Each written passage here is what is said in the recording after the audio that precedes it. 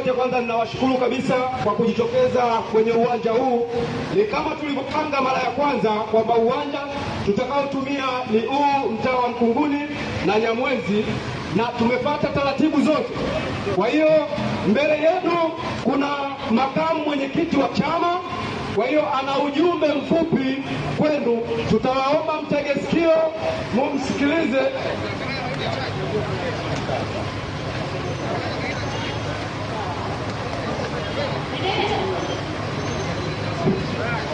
Kwa hiyo tunamkaribisha makamu mwenyekiti.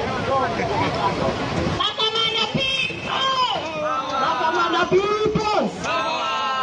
Kuna polisi hapa wanatuzuia kuzungumza na wananchi.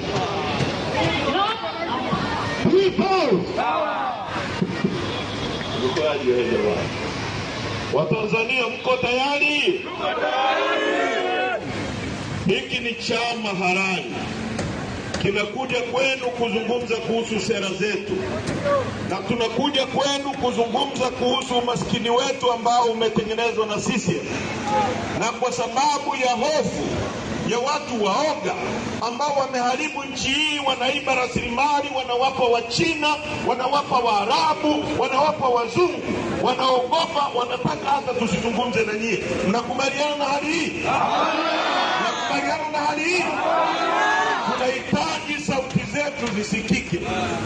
Utaratibu wa nchi yetu ni kupeleka taarifa polisi within 48 hours, na tumecomply na tumepata utaratibu wote.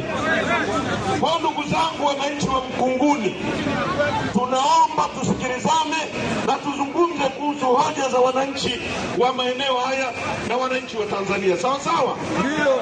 Tunaelewana vizuri? Ndio.